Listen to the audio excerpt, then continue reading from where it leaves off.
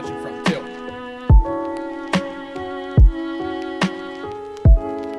Alyssa, you were here quite early, weren't you?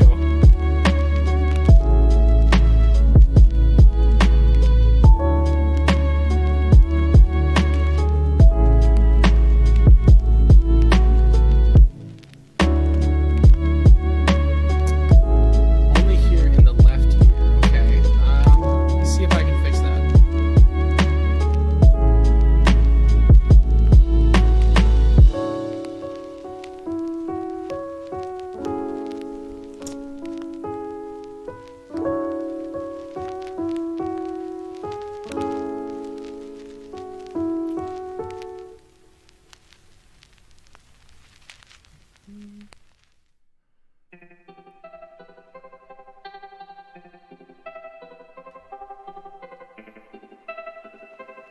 All right, let's see if that makes a difference.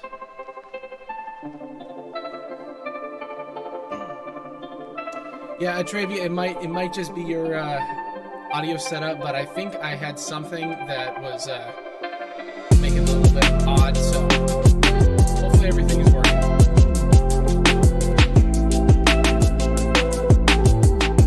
Well, of course I recognize you, Miss. I know it's the exact same profile picture. So.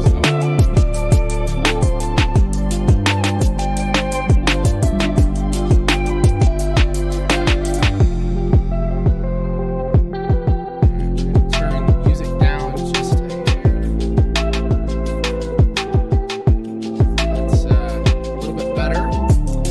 And I think with that, we're gonna get started. So today I have kind of a fun. Alright, well,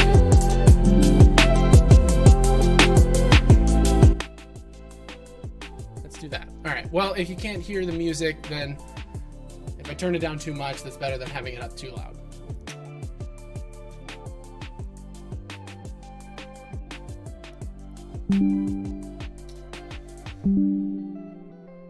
All right, I think with that, we will get started. So, welcome in everybody. Today we are going to do something a little bit different. Over the last year, I have been focusing a lot on Alter Bridge, Tremonti, Slash, basically any of those bands within the Alter Bridge universe, as I like to call it. And because of that, I've kind of neglected a lot of other really good music.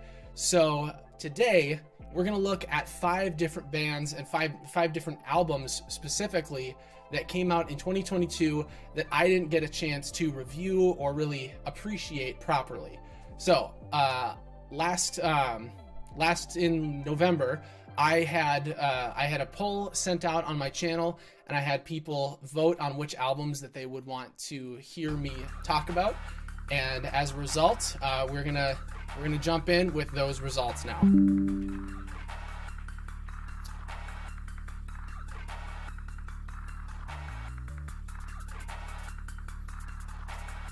We don't want that. We want this.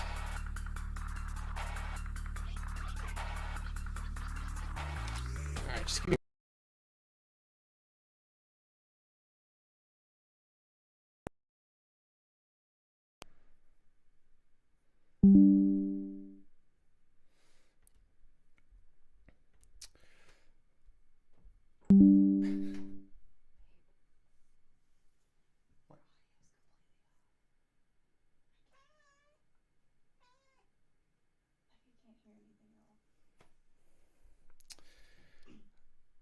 Getting a lot of pop-ups on my screen. One second.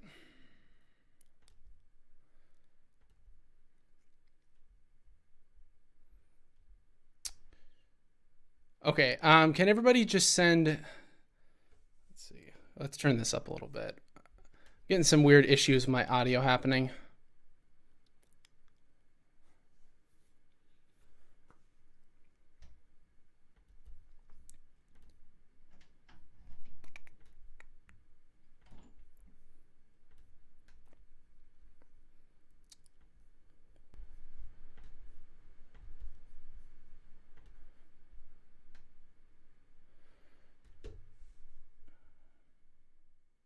All right, hopefully, nope, that's not better at all. Hopefully that makes things a little better.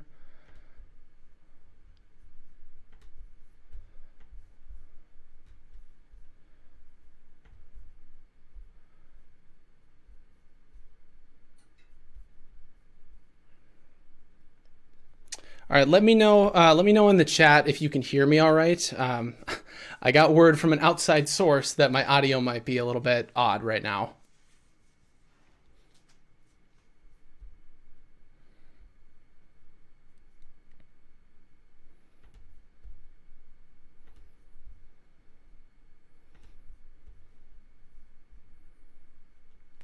Okay. If everything sounds good, then we are going to charge ahead. All right.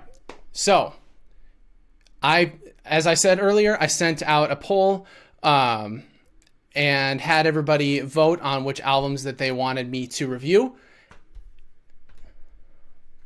And there were a couple of rules that I went for with this review. So first off, I made a randomized ballot out of a ton of different suggestions. And everything was voted by the community. However, there were a couple of tiebreakers that occurred, and so I settled those tiebreakers with a coin flip. Secondly, when I was listening to each of these albums, I decided I was going to ignore all bonus tracks, deluxe editions, anything like that. I just wanted kind of the meat and potatoes of each record, because it'd be kind of unfair for me to compare an album that maybe has B-sides and live tracks and different stuff like that tacked on to a standard album that maybe only has 10 or 11 tracks. Though there was one record in particular that kind of makes that point a little bit moot just because of its standard length. Like it was a pretty long album, even without any like deluxe tracks or anything like that. But we'll get to that in a little bit. And third, I made sure to only listen to each record one time before I moved on to another one. Now, that's not to say that I didn't continue to listen to these albums afterwards. When I was taking notes for this live stream, I was listening to each album one time, taking my notes, and then copying them down. I've since gone back to a few of the albums, and that does inform my opinion a little bit that I will share with you in a few moments. But the basis of this live stream and this review is going to be around my initial impressions. So I didn't program in a drum roll sound effect, but you can imagine a drum roll here. The winners, we had Back from the Dead by Halestorm, The Sick, the Dying, and the Dead, funny, by Megadeth, Return of the Dream Canteen by Red Hot Chili Peppers, Patient Number 9 by Ozzy Osbourne, and finally Servant of the Mind by Volbeat. And I know technically Servant of the Mind did not actually come out in 2022, it was 2021, but at the time that this poll came out and I had people voting on this, that album was still less than a year old because it was like late November that I was having people vote. So it's not from 2022, but it is still less than a year old. So I decided to include it, and hey, it won. So with that, we're going to do this in order of how I had them listed on the poll. And if there's any weird things that happen at all during this live stream, just let me know in the chat. But otherwise, just sit back, relax, and we'll have some time for questions, comments, whatever, later on. So with that, let's start off with Back from the Dead by Halestorm. So this was their 5th studio record, and it was released back in May. And it's honestly kind of hard to believe that this band has only put out 5 albums, considering that they've been around for like 2 decades. But it's partially because Lzzy Hale, and I can never remember the drummer's name, but her brother, they've been making music since they were like able to hold drumsticks or sing into a microphone. Like they have just been churning out music and just making things happen for such a long time. And they're so focused on just doing music all the time. And as a result, they do a lot of touring. So it kind of interferes with their ability to make records. But as it turns out, Even though they're not in the studio all that often, they are still killing it in the studio. And this was probably one of my favorite records from this entire year. And I'll get into that. I'll get into the details of why that is in a second. But yeah, honestly, it's kind of just surprising how few albums this group has, considering how good they are and how long they've been around. So from the start of this album, I'll say, if you haven't listened to the record, you definitely need to go listen to these albums. Even if they're maybe outside of your typical like preference, you're still definitely going to want to listen to them to get an idea of kind of what I'm talking about here. But this album, it wastes absolutely no time from the start. Literally, like the second that it begins, Lizzie is screaming in your face, and it is awesome. Like, I haven't listened to a whole lot of Halestorm, so I know that she's a great singer, and I know that they're a good band, but I didn't know how all of that would translate into a record. And I didn't know, is this record considered to be like one of their best ones so far? Is it actually kind of like crappy and it's totally different from anything else they put out? I had no idea what to expect. But then they start off with the Cha-tom, I'm back from the dead. Like, oh my God, that was so cool. I was hooked from the start. Like, I didn't care if the rest of the album was kind of mediocre. I was like, that was going to be pretty fun. And there's absolutely no doubt that Lizzie is probably one of the best female rock vocalists ever, and one of the best rock vocalists like of our time. It's you can't listen to her without just being amazed at the talent that she brings to the table. It's just incredible.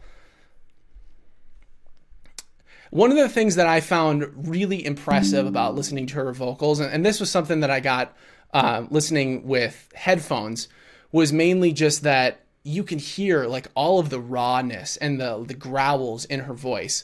Like, especially if you listen with headphones, every little crack or shift in her voice whenever she's doing one of her big screams or growls, you can hear all those little moments. And so it doesn't sound like it doesn't sound like she's really, really processed or anything like that. It just sounds like she's singing into a mic, and I don't know. It's so cool. Yeah, I saw some messages talking about the delay between the microphone and the camera. Unfortunately, I don't think there's anything I can do about that right now. So that's just going to have to be how things are. So I apologize for that, but I'm hoping to, if I do this more often, do these live streams more often, I am hoping to improve the quality of them over time. I mean, one step at a time, right? So one song in particular where you can really hear what I was talking about with Lizzie is in the last song, Raise Your Horns. There's a spot where, like, it's kind of the climax of the song where she goes up and it's like she's almost on the verge of cracking. Like, it doesn't sound like she's actually going to be able to hold through that note. And then she does, and you're just sitting there like, oh my God, that's so cool. And another thing that I noticed about this album is that there's a lot of songs that end with kind of a vocal overhang. It's like where they're going, and you can tell the band is going to lead up to like one solid downbeat as the end of the song. It's not just going to be like a fade out or anything like that. But then the band stops short, like right before the downbeat, and then the vocalist kind of like lets their last note hang over the edge. You can tell that this album is led by this band is led by a singer, because there's a lot of songs that do that, and like it works well. It's just one of those things where I noticed it because of how often it happened. And honestly, I'm like, this isn't a complaint. It's not like that's a bad thing that they did it. It was just something that I observed. So outside of the vocals, now we got to talk about the instrumentals. I felt like they were all good, but nothing was really like revolutionary. Like it didn't blow me away. And And not every album needs to, sometimes a song just needs to be fun and got a nice groove to it. And it doesn't need to be like this mind-boggling, like Blackbird by Alter Bridge level of transformative experience. But I mean, sometimes it is nice to have one or two of those on a record. And this one, it didn't feel like anything was like that outside of those moments with Lizzie's vocals. It just felt like everything is good, but it's maybe a little safe. Again, I don't have a whole lot of context for Halestorm's music, so I don't know if that's a typical thing for their albums or if this is something different and maybe I need to listen to a different album if I want to hear them experiment more. But it was just something I noticed, and I felt like it wasn't the most creative thing I've ever heard, but it by far was not it was certainly more creative than a lot of other music that I have listened to. Something that I found kind of interesting is that there were several songs in this record that gave me kind of like the feeling or the vibe of different songs. And that goes a little bit in hand with how the songs aren't like the most unique thing ever. When they're not crazy original and kind of out of left field, it's more likely that a song is going to have some similarities to something else. And most of these ones, it was just kind of this feeling I got. Like the song Bombshell, it has like really strong feminist themes, and it kind of reminded me of Taylor Swift, of all people. That's mainly because my girlfriend is a massive Taylor Swift fan, so I've listened to a lot more of that music than I ever thought I would. So I was kind of getting that feeling of like some of Taylor's most feminist tracks. And then Terrible Things, that one, it kind of reminded me of the vibe of like Mad World, the specifically the Donnie Darko version. I can never remember the guy who covered that, but that version, which has kind of become the more popular one because of how grim and kind of hopeless it feels. I kind of got that same vibe from Terrible Things. So one complaint that I did have about this album is how short it was. I felt like it needed maybe one or two more songs to really feel full. Of course, there is a deluxe version of this album, so it's entirely possible that I might get what I'm hoping for from that record, or from that version of the record. But I haven't spent the time to listen to that yet because I just wanted to focus on the core for this one. But it just felt like it ended a little bit too soon. Like that last ballad, Raise Your Horns, came a little bit too soon, like maybe one or two tracks.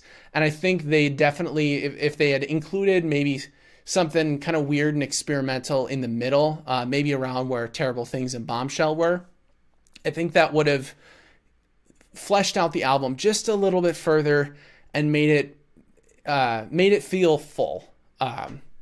But it's such a minor complaint that all I wanted was more music from this band. If that's the worst thing that I can say about this record, then it's not too bad. So overall, yeah, this record was awesome, and I had a ton of fun with it. Do I think it's the most creative or transformative thing ever? Absolutely not. But I mean, if you're looking for a good, solid rock album with some incredible vocals, then Back from the Dead, I mean, there's no doubt in my mind that you will enjoy this record. And you may be wondering if I'm going to give this a score. I am, but I'm actually going to save these scores for the end. So that way we have a little bit more suspense. Hold you on. All right. With that, we're going to move on to the next album, The Sick, the Dying, and the Dead by Megadeth. So Megadeth is I take it back. They're the second most experienced band on this entire playlist that I'll be showing for you. And I've never actually listened to Megadeth before. All I knew about them is that they were thrash metal. And all that I associate with thrash metal is Metallica. So I didn't really know what to expect with this album other than maybe it sounds like Metallica. But unfortunately, I didn't really like this album that much. It was fine. The instrumentals were impressive at first, but then, after you listen to something that is really cool for a while, it kind of starts to mellow out, and your highs and your lows start to kind of even out. And for me, the lows were a lot lower than the highs, because I've heard a lot of fast drumming and fast guitar playing before. So hearing it on this record, it didn't stand out as anything that like amazing or anything like that. And that kind of leads me into my biggest issue with this album. It was just the vocals. I am not a fan of Dave Mustaine's style of singing at all. And I don't know if he always sounds like this, because I know he had throat cancer recently. So I don't know if that has affected his singing voice at all. And if that's the case, I might have to go and listen to a different Megadeth album to see if there's something that I'm really missing. But if this is just the way that he sings, honestly, I don't think I can listen to another Megadeth album, because I got so irritated with his voice after like maybe 2 or 3 songs. It usually sounded like he was growling at me rather than singing. It's like, and there was never any like melody or true pitch. It just didn't sound like he actually belonged at the microphone. And saying that's probably a very pretentious thing for me to say, so whatever. It was not my thing. If you enjoy listening to that, then all power to you. But yeah, I couldn't get myself to appreciate anything else about the music, because I was so distracted by that. Though I will say, I did really enjoy the drummer. I had his name written down. What was his name? Dirk Van Verburen. That's a fun name to say. His drums are kick-ass. I'm a drummer. Anytime somebody plays some really fast, cool stuff and it's tight and clean, I'm going to be impressed. Granted, I got a little bit bored with it after a while, but he was pretty damn good. And, I like punk music and I like thrash in small doses. So I think I don't know if I was ever going to like this album to begin with, but I had to give it a shot. I just find that having thrash inspired tracks rather than dedicated thrash metal is kind of more my speed. You've heard me say it before and I'll say it again. I love Tremonti, and I love what he does with thrash inspired songs, where it's got some of those elements of the really fast guitar riffs and the really fast aggressive drums. But then on top of that, you still have really strong melodies and really clear harmonies and all of this other stuff that comes from just typical hard rock that kind of blends together. And that, for me, that's the sweet spot. It takes all of the things that I like about thrash and then all of the things I like about hard rock and then just kind of fuses them together.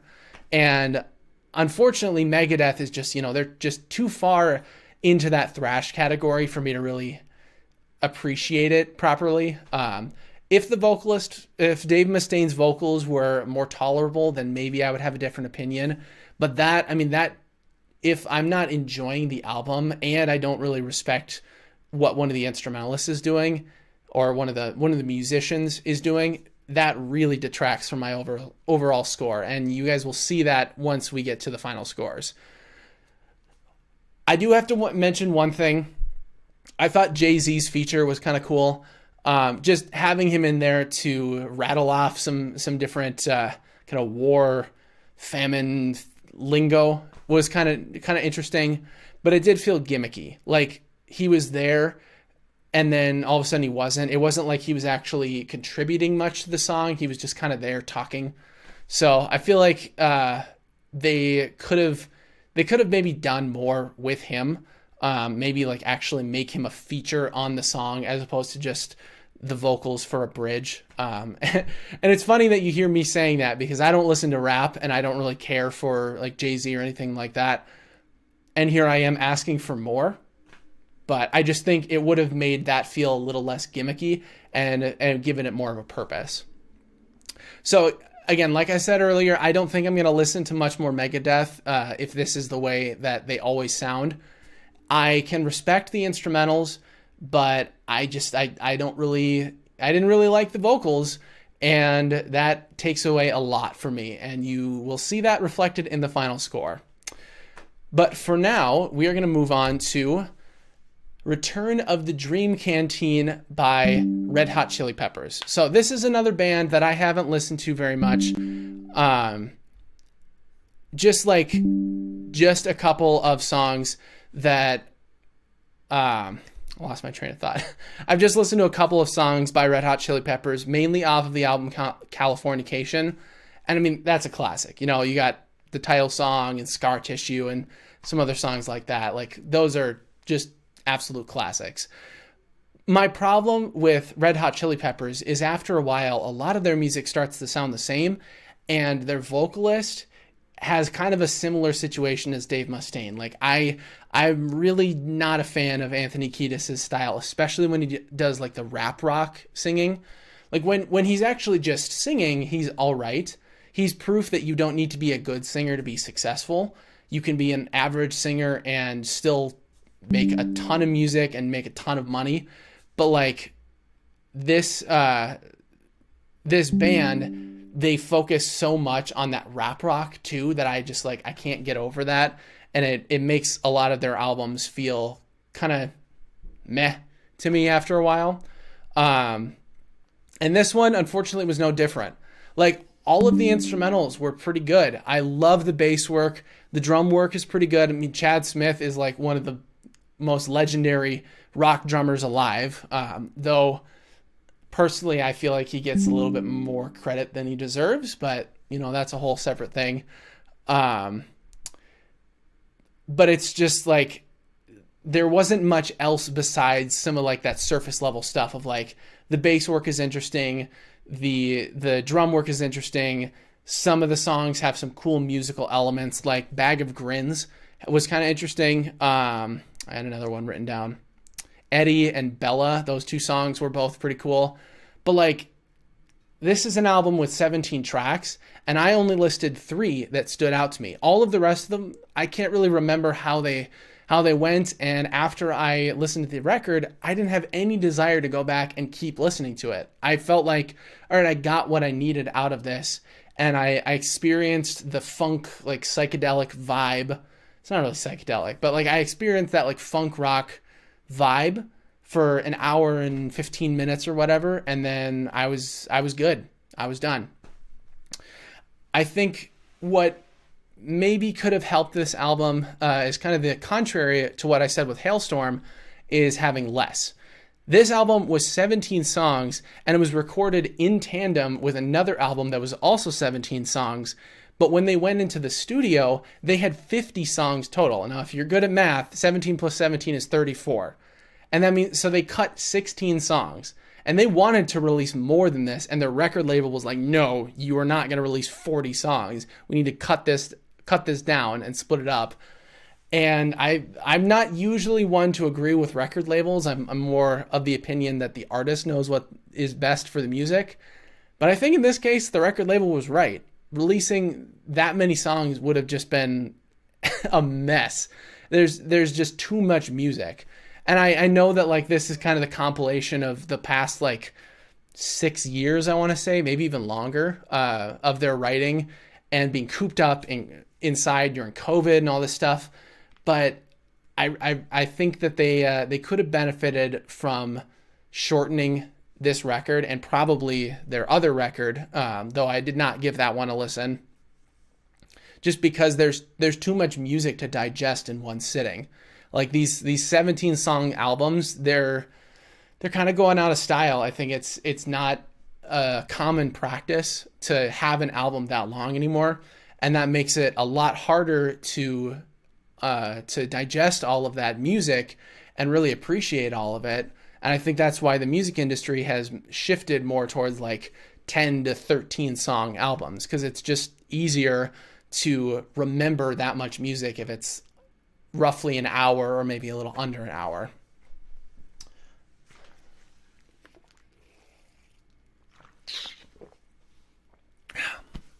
Excuse me.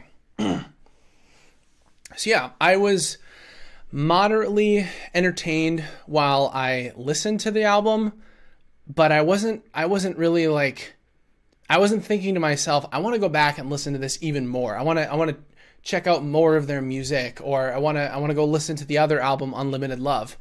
I just got through it and I was like, all right, I did it. Cool. It's like when you go to a movie and you watch it, like maybe it's some random action flick. You watch the movie and you walk out of the theater and you're like, all right, that was fun. That was worth the $7 or whatever to get 2 hours of entertainment.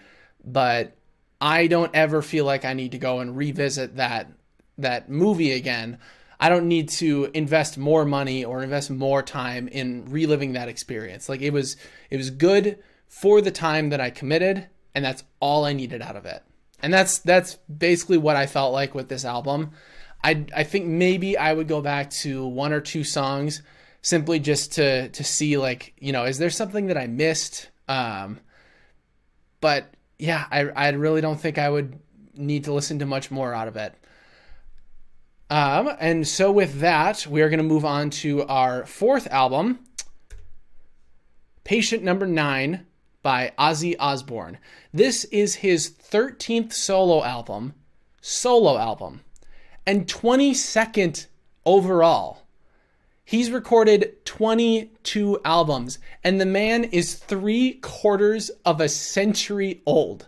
Like, this man is unstoppable. I don't know how he is still putting out the quality of music that he is to this day, but like, I don't know, there's no stopping him. And he even took like a massive break in between a couple of his albums, and then came back and is still knocking it out of the park. And I'll admit, like, I don't really know a lot of his more modern music. I mainly just know the most popular songs from like the 70s, 80s, 90s, kind of like the early Ozzy and Black Sabbath eras. But I know that this man has been consistently pumping out music, and I mean, he's on 22 albums. That's just incredible. And one thing that was pretty crazy with this record that I noticed like right off the bat is that its songwriting credits are like a pop album, not a rock album. Like, there's features on almost every single song, and there's different writers for like basically every track. It's not just Ozzy, and it's also not just like, it's not a band. There's different songwriters who are coming in who have worked on tons of different projects. I mean, you have Taylor Hawkins, may he rest in peace, Chad Smith, Ryan Tedder, Robert Trujillo, I think is his last name, and Chris Chaney. Like, that's a very wide variety of songwriters. And then for features, you got Jeff Beck, Mike McCready, Zakk Wylde, Tony Iommi, and Eric Clapton. That is a lot of musicians to mix in for one record. And that actually leads to one of my biggest issues with the album, and I'll start with that, and then we'll get into the positives. This album doesn't feel like a dedicated record. You know, it doesn't feel like a band that put out a collection of songs that all have kind of this overarching theme or this through line through each track that makes them feel like they're a record. This one feels a little bit more like a compilation or a playlist, and all the songs felt really different. There's a lot there, you know, there's a lot of creativity and a lot of artistry in each of these songs, but it didn't feel like they were that connected to me. And I think that is mainly due to the fact that there were so many different musicians and songwriters on this. Like, that is a common trend of pop music, is that from each song to the next, they feel really different, and they don't feel like they were written as an album. They feel a lot more like they were just written the album is just kind of like this container for them. And of course, in the pop era, like in pop music nowadays, a lot of that has to do with how they like the music industry really likes singles and sound bites. So an album is not so much supposed to be the thing that a band or an artist puts out. It's more just the container to say like, all right, we've got all these singles, but we need something to release it in. So here's the nice gift box of an album. Liz says, not Liz. A lot of features because there's multiple collaborations. Yeah. Yeah, so it's like there's a lot going on in this record, and it's both a good thing and a bad thing in my opinion. Like it doesn't feel quite the same as any other album that we're talking about today. So that does make it kind of tough to judge it on the same merits. Oh, it is. Is it Liz or is it Liz? Now you've got me confused.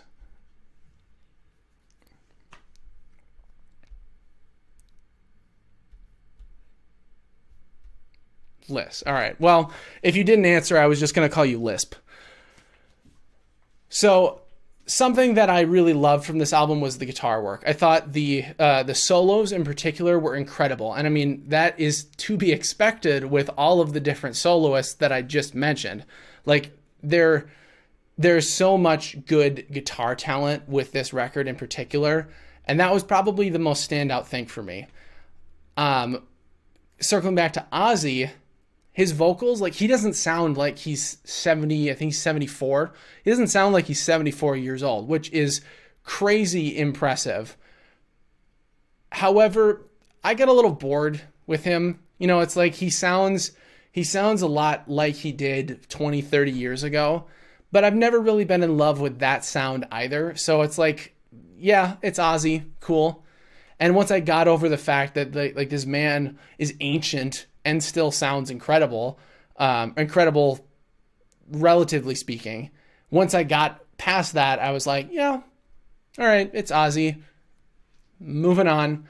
And I didn't really feel blown away by any of the lyrics or anything like that. So like, his vocals were passable. It's like if I was going to give him a grade, it'd be like, you get a B. Granted, you're a 74-year-old getting a B on your vocals when most 74-year-olds can't even produce a sound. But yeah, it's a B. So overall, you know, this album has a ton of talent on it, and it has it's just impressive to think that it even exists, given how old Ozzy is and how many different songwriters are on it. But it doesn't feel perfect. Like it doesn't feel like a really cohesive, concise record. It's just kind of this collaboration, this big mix of songs. Yeah, I did just roast every 74-year-old. I mean, there's going to be a few that sound fine. Like I think Tony Bennett sounded pretty good. I don't remember if he's still alive, but I think he's an old guy and he sounded pretty decent even when he was getting old. But you know, it's just what happens when you get older. Yeah, clearly I have a lot of experience with that. Yeah, I enjoyed this album. I honestly don't think I'll go back to it very much. Maybe if I just want to like experience those guitar solos again. But the riffs weren't incredibly memorable. The vocals weren't incredibly memorable. So there's not a whole lot else for me to like want to revisit. But this is one of those instances where, you know, going back to the movie theater reference, I spent my $7, my $10 on this album, and I'm walking out of the theater feeling like, hey, that was pretty cool. That was pretty good. Again, I don't feel like I'll need to spend another 2 hours or another $7 to go see it. But yeah, it was fun. It was pretty good. Oh, you guys are calling me out on Discord? Great. By the way, for any of you who might be watching and aren't on the Alter Bridge Discord, you definitely should join. There's going to be a link in the description of this live stream / video to the Discord, and you should come hang out. It's a lot of fun. With that, we're going to move on to the final album, Servant of the Mind by Volbeat. So this was the other album that actually had a tiebreaker, and like I talked about earlier, it technically wasn't released in 2022, but at the time of collecting the votes, it was less than a year old, so I decided to include it. And just so happens that it won, and Volbeat is one of my favorite bands, so I am absolutely stoked that I get to talk about this album. When the previous album, Rewind, Replay, Rebound, came out, I wasn't that excited about it. It just didn't feel, it felt like it was lacking something. I don't know if it was with the guitar parts or the drums or what, but I didn't really get that same like Volbeat feeling from it, the same intensity or energy, however you want to describe it. I didn't get that same feeling, and so because of that, I kind of wrote Volbeat off, and I was like, I'm gonna enjoy their old music as I always have, but I'm not really gonna focus on the new stuff that much. And that was a mistake. I slept on this album, and I definitely did not need to. Hey Maxim, glad you could make it. So yeah, I slept on this album, and I'm glad I get to talk about it now, but I wish that I had listened to this a year ago, because I have been missing out. This album was awesome. I loved it so much more than I loved the last one, and it is really close to the quality of some of their earlier albums that I think are really like the peak of their work. Michael's voice is phenomenal on this record. Like, he's got a lot of different things that he does throughout the album, and just different like vocal fries, scoops, kind of weird like Elvis-y type effects. He's got so much going on that it's really impressive what he's able to pull off. And it's also, you can tell that he's improving as a vocalist, because so many of these songs are way higher than anything else that he's written in the past. Like, I can't remember which song, but there's one song in particular that's like, the whole melody is probably at least 2 steps higher than anything he would have been able to achieve in the first 4 records. And that is phenomenal. Like, if you can hear a vocalist doing that, and having that growth over time, that is such a great sign, because it shows so much growth in their voice. In typical fashion, a lot of the lyrics from this album are kind of hard to digest, and part of that is due to Michael's accent. Part of it is just due to his writing style.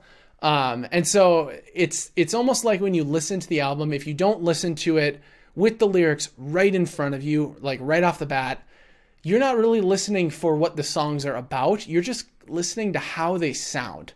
You know, like some vocalists have a really good sense of crafting their lyrics in a way that sound good and actually feel good to sing. I know Michael Jackson was a guy who knew how to do that pretty well. He was able to kind of craft the lines to feel good and sound good to sing.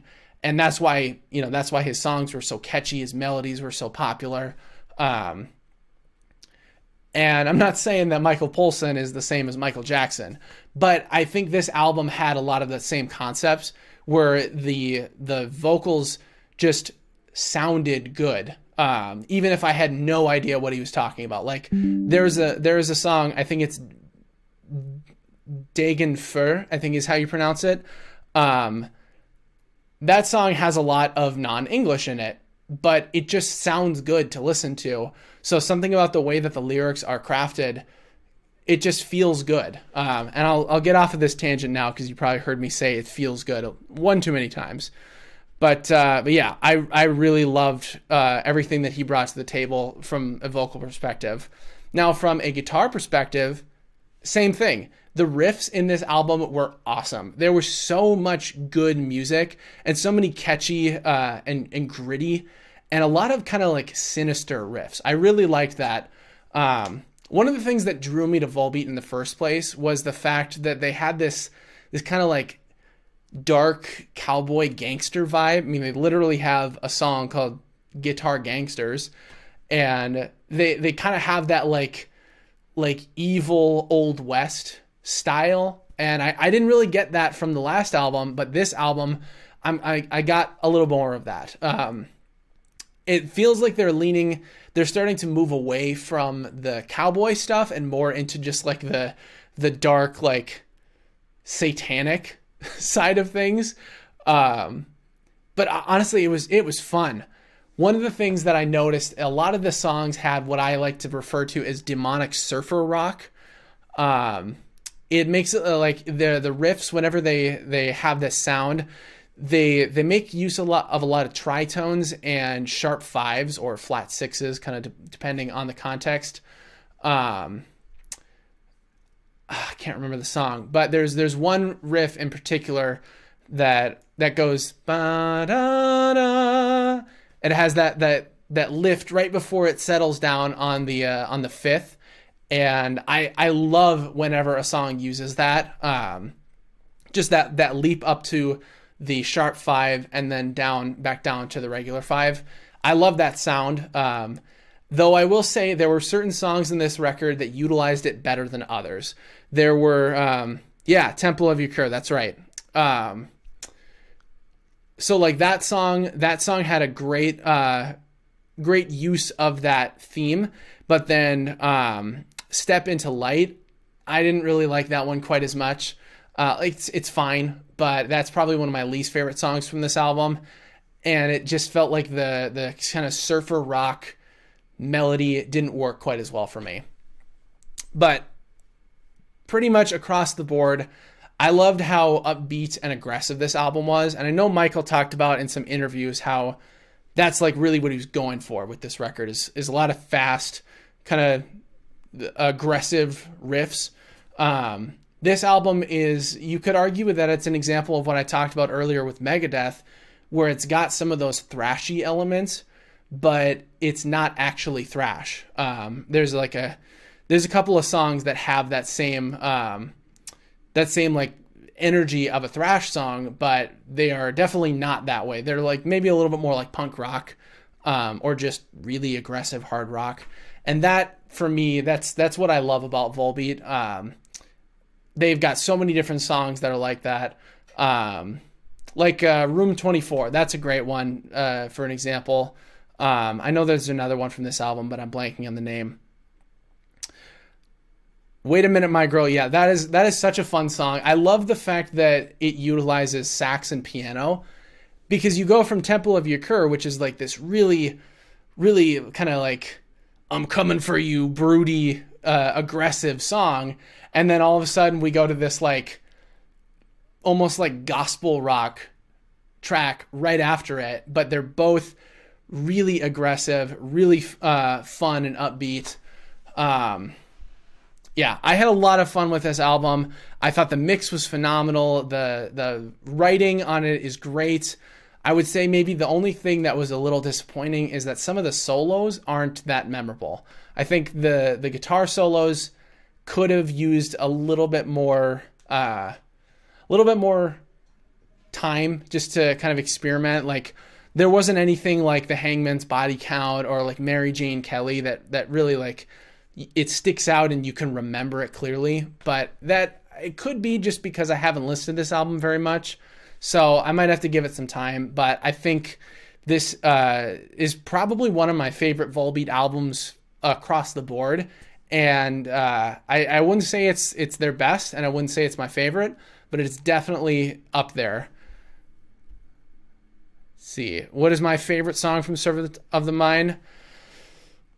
That is a good question. There's so many different tracks that it's kind of tough to say. I really like Temple of Ykur.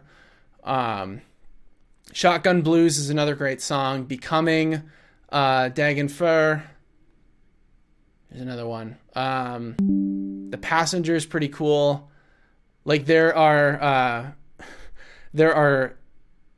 lots of really good songs from this album. I may have to get back to you on that one, Maxim, on what my favorite song is, because I'm kind of bouncing around between a lot of them right now. I'm then in that like honeymoon phase where you haven't really settled on any favorites yet. You're just like, oh my gosh, there's this one, and then there's this one, and then there's this one. I just want to listen to them all over and over and over. Okay, so with that, we are going to move on to the final results. So it's not going to be that much of a surprise given how I've already talked about my opinions, but I figured we could rank these albums a little bit. So first up, at the bottom of the list, it should be no surprise, but I have The Sick, The Dying, and The Dead by Megadeth with, I believe I wrote a 6.1.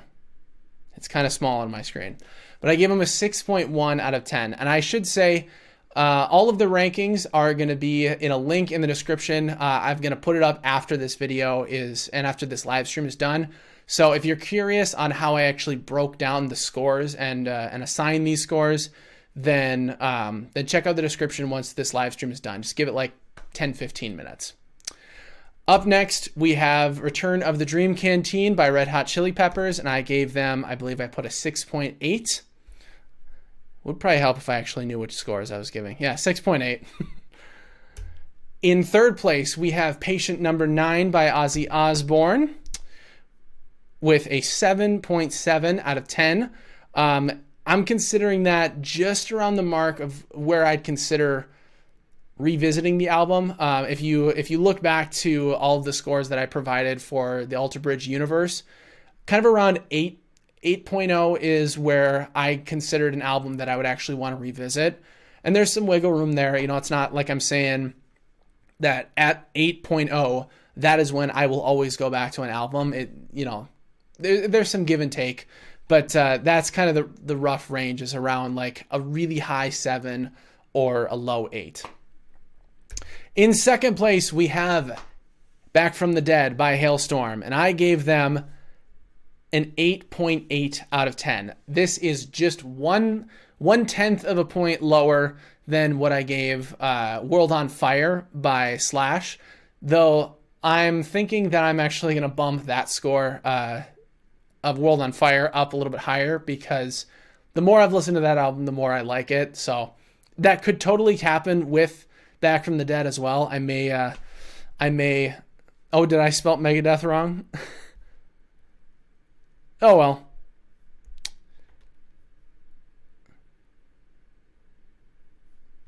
Oh, well. I may decide to change my scores. Over time, we may, and maybe that's reasoning for revisiting these albums and doing another Alter Bridge universe ranking or whatever. But now in first place, it should come as no surprise, but Servant of the Mind by Volbeat, I'm giving them a 9.1 out of 10. So this score is higher than what I gave, let's see. It's higher than what I gave One Day Remains by Alter Bridge, but it's not as high as what I gave The Last Hero or Dust or Cauterize or any of those albums.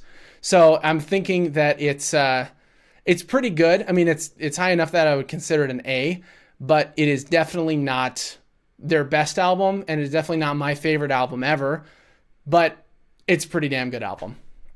So again, if you want to check out the scores, I have the link and a QR code on screen right now, and then I'll also put it in the description after this video.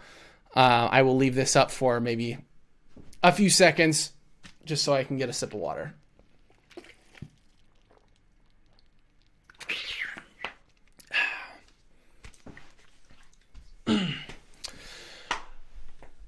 All right, we're not done yet. We still got a little bit more to go. So it's not just, I can't just assign scores to these albums and talk about them. We got to give them some awards too. So first up, we have the best vocals from the album. I want you guys to see if you can guess which record is going to get this. So let me know in the chat, which album do you think had the best vocals?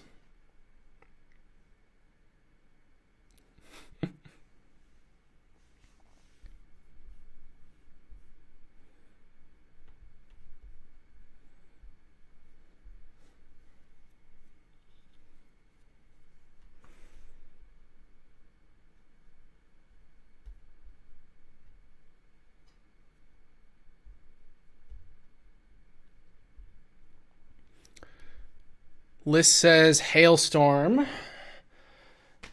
BBJ also says Halestorm. Man, nephew also says Hailstorm. Yeah, I did go on and on about the vocals.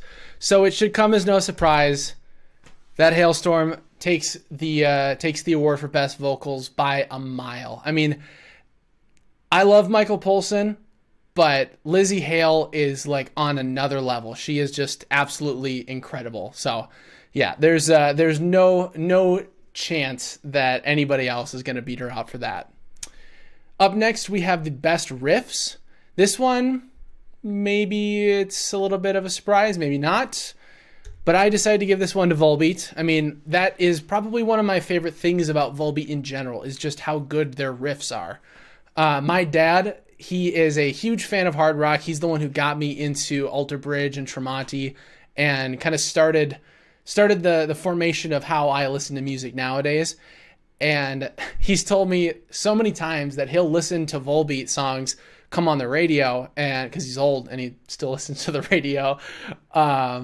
He's going to kick my butt for calling him old. He will hear Volbeat songs come on and he'd be like, oh yeah, this riff, like this guitar work is awesome. And then Michael Poulsen will start singing and then he'll be like, no, I can't listen to it. I got to turn it off. So like Volbeat, that's just like one of their best qualities, is just how good the riffs are. So it should definitely not be a surprise that I give best riffs to Volbeat. Up next for best guitar solos, we have Ozzy Osbourne, Patient Number 9. I mean, with the laundry list of guitar players that he had on that album, and considering how many of his songs were actually featuring those guitarists, not just they're there as like a rhythm guitarist, it should be it's almost a disservice to those musicians if they aren't allowed a space in order to earn best solos, and that was probably one of the most memorable things about the album in the first place, was just how good the solos were. I don't know. I don't think I'll listen to them all that often, like I said earlier, but it's still pretty impressive to think that they would stand out that clearly against other albums that I loved as much as Hailstorm's Back from the Dead and Servant of the Mind. And finally, we have best drums. This one may actually come as a surprise, but I'm going to give it to Megadeth. And unfortunately, Red Hot Chili Peppers gets completely skunked in this awards ceremony here. But despite how I got a little bored with the drums from Megadeth, I mean, the precision and the clarity of the drummer's parts, I think it was Dirk, the precision of his parts is just incredible. Like every note was so distinct, and the chops that you need to play the stuff that he's playing song after song, like that is phenomenal. And I know most drummers don't ever show off just how good they are on their record. They usually save that for the live shows, unless you're in Prague. Sometimes that's a different story. But yeah, I don't know. I mean, I'm a drummer. I'm always going to be impressed by somebody just tearing it up on the kit. So maybe that isn't a surprise. Maybe it is. And one thing that I found that was kind of fun with this particular lineup of albums is how different my levels of familiarity with the artists were. Like on one side, you have Volbeat, where I know all of their music except for the last two albums, and so I am super familiar with everything that they've put out, and I have a really good context to compare their new music to their old stuff. And then on the opposite end of the spectrum, we have Megadeth and Red Hot Chili Peppers, where I've listened to almost nothing from them, if not nothing. Like with Megadeth, never heard a single song by them. So I have no context through which to judge their album, and that creates that it's a bit of a blessing in disguise, because then it means that I'm not hoping to compare it to one of their own records. I'm just trying to judge it on what it is as this standalone isolated thing. And it's nice when you can do that sometimes. Like I kind of wish that I was able to do that with an Alter Bridge or Tremonti album and just view it as this isolated thing. But because I've become so ingrained with all of their other music, it's kind of impossible to do that. But yeah, so that was definitely one of the most fun pieces of this project, is just how different all of the music was and how different my familiarity was with it. Like, I listened to 4 different artists that I never really get a chance to listen to, and I'm not going to go back to about half of them. But yeah, I have not listened to any Megadeth before this album.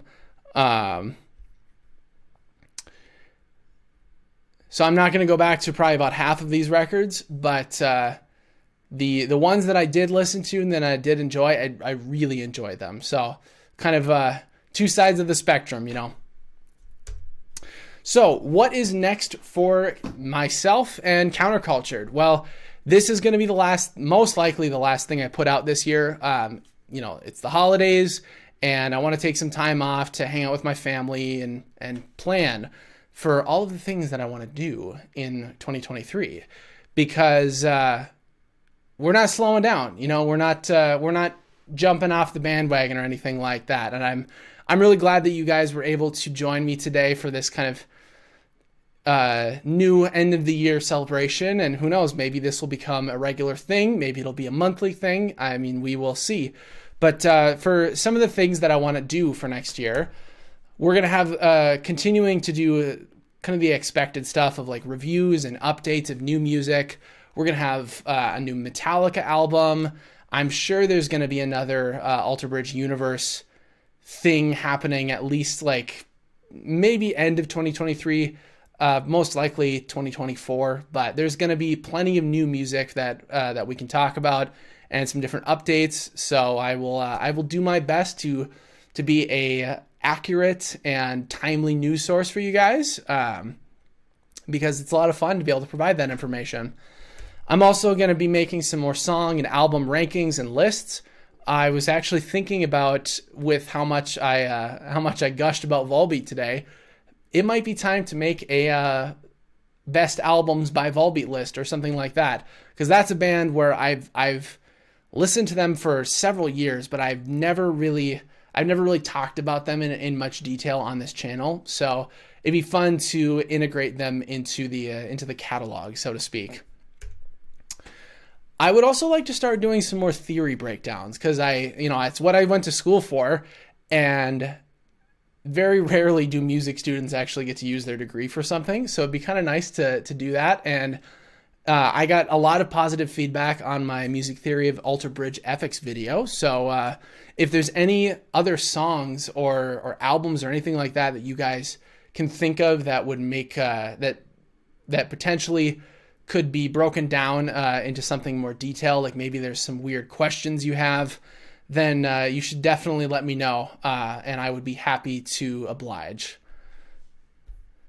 Everybody, you should say hi to Hoy Tran in chat, because he was one of my best friends from college, and I mean, he still is one of my best friends, but we were 2 peas in a pod at Morris, so you should say hi to him. I also want to start experimenting with some longer essays and some different experimental videos.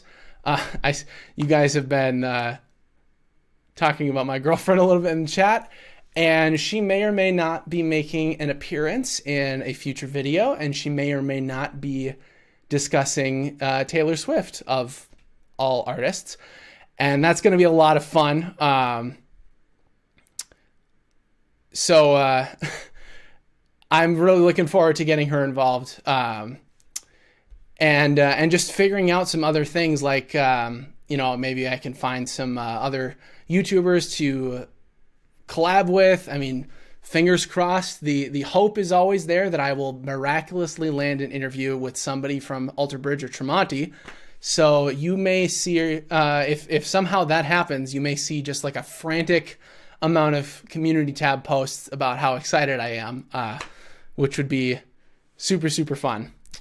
And then lastly, I want to hear from you guys on what you think that I should do. If there's other ideas that I haven't thought of, sometimes I get kind of tunnel vision on what I want to do, but I'm not just here to make videos for myself. Like I want to make I want to make videos for you guys to watch and enjoy, because that's really what this platform and what this is all about. I don't want to just rattle off my opinions if nobody's gonna care. So I want to make things that you guys want to watch and that you'll get value out of. So if you have any ideas, oh my gosh. All right. Chat is going kind of crazy. So if you guys have any ideas about what I should do, let me know in the comments of this video. Let me know in the chat. Hit me up on Discord. Again, the link is in the description for the Alter Bridge Discord, and you should definitely go join up with that. And lastly, I just want to say from the bottom of my heart, thank you to everybody who has subscribed to my channel. We hit 1,000 subscribers this year, and I was not expecting to hit that, and it was like just suddenly the channel just started taking off, and it was so much fun to see. So I really am grateful for everything that you guys have provided for me. It's just in terms of support and ideas and your viewership, and I really am genuinely grateful for that. And I know it's not Thanksgiving, but I'm very thankful for you. And so with that, brings us to the end of the presentation that I've made, but I will stick around for a little bit if you guys want to hang out or chat.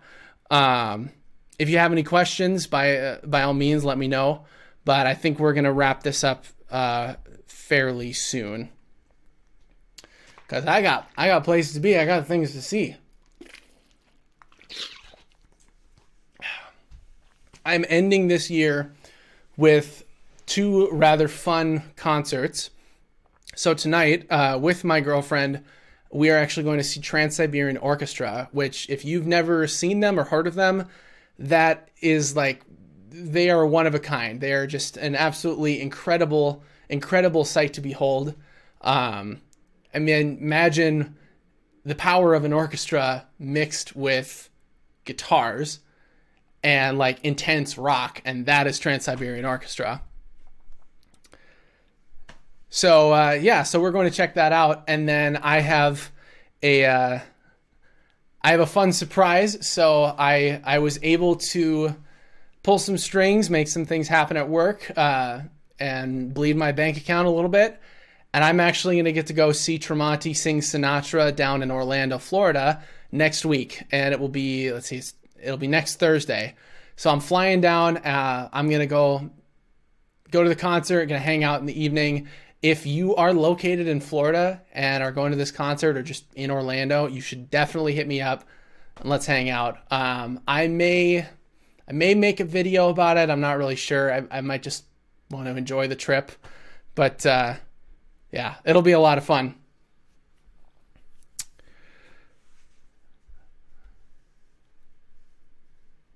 Julia, what do you want a video on? The Spirit. Oh, actually, that's not a bad idea.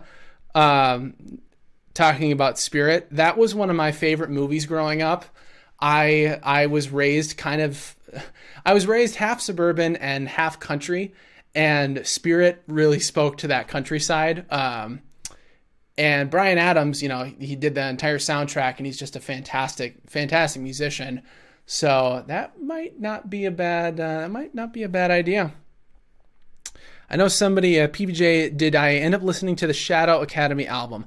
I did not. I did not listen to that album yet, but there was a few from. There was a few different ones from the poll that I sent out that they didn't end up getting voted for, but I still have them on the list that I might want to go listen to them myself. I just knew there's no way that I'm going to be able to listen to them and take notes and and be able to talk about like 10 different albums in one video. And that would also be asking people to spread their votes like way too thin. So I'll probably just listen to that one on my own time, but I may end up talking about it. And if I really like any of those bands that I check out, you may see other topics about them appearing in future videos. It's entirely possible.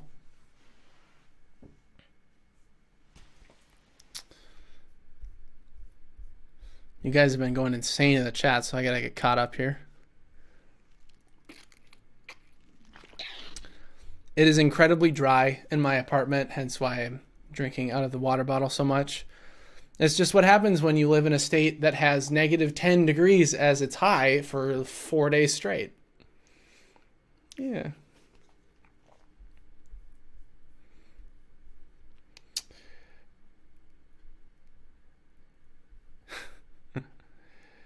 I miss you too, Julia. And you too, Hoy. PBJ, I'm probably well overdue on Gojira by now.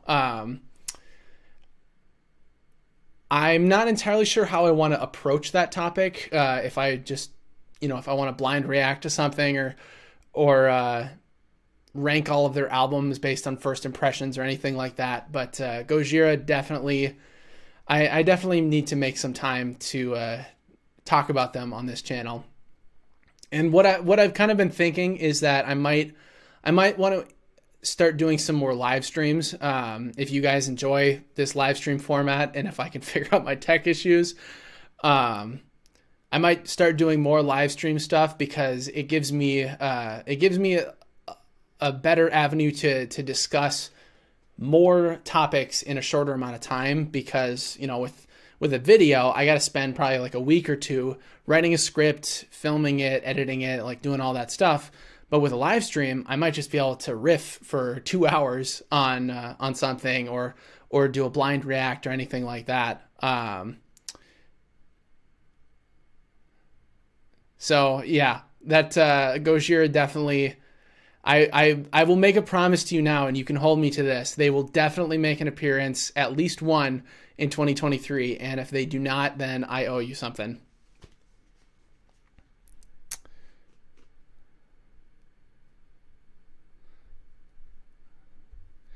If I rank the soundtracks from games I play, that's not a bad idea, Hoy.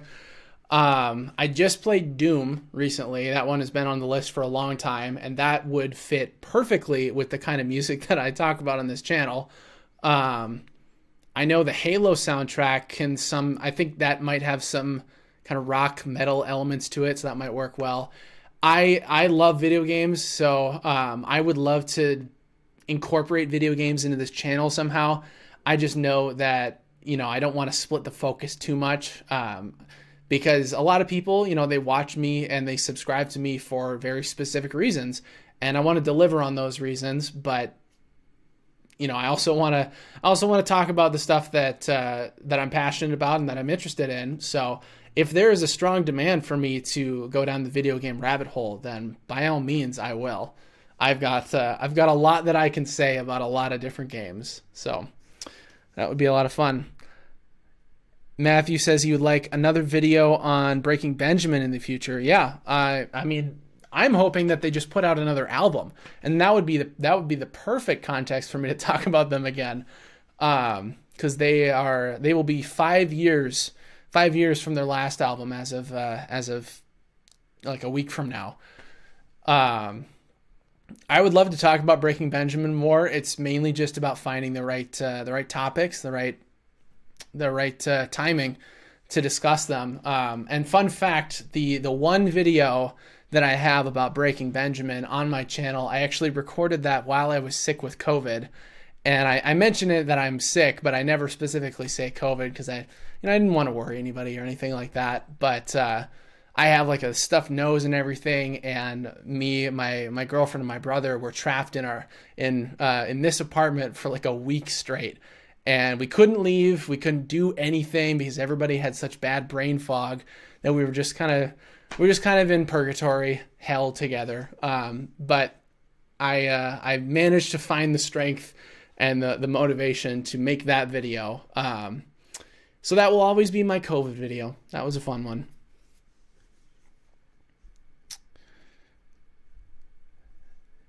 Talk about Hollow Knight. Well, that's a game that's been on my list for a while, and I have it, but I've never played it. So that would be an interesting it'd be an interesting experiment if I was playing it and specifically taking note of the music for the sake of a video, and not just, playing to enjoy it, because I've never done that before. I've never played a game for like a research purpose. So that could be pretty interesting. I know that there's a lot of different games that have really, really good and really diverse music that could be interesting to talk about. I would also love it if I managed to get the attention of a really big YouTube creator like Rasputin, and we were able to talk about that stuff together.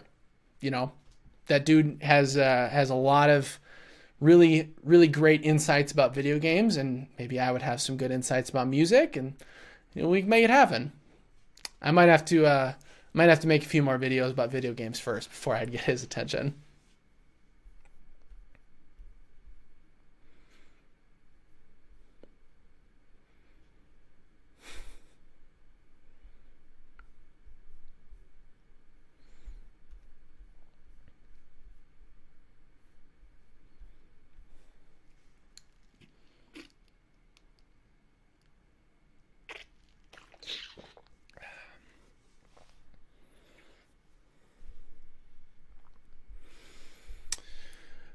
All right. Like I said, I do have things to do and places to see and all sorts of stuff like that. So one more time, I'm going to say thank you for joining me today. Thank you for subscribing and watching my content. It's ASMR content. Yep. I really hope you enjoyed the live stream, and if you want to see more stuff like this in the future, let me know in the comments of this video. And have a great holiday season. I will see you in the new year. So thanks for coming, and I'll see you later.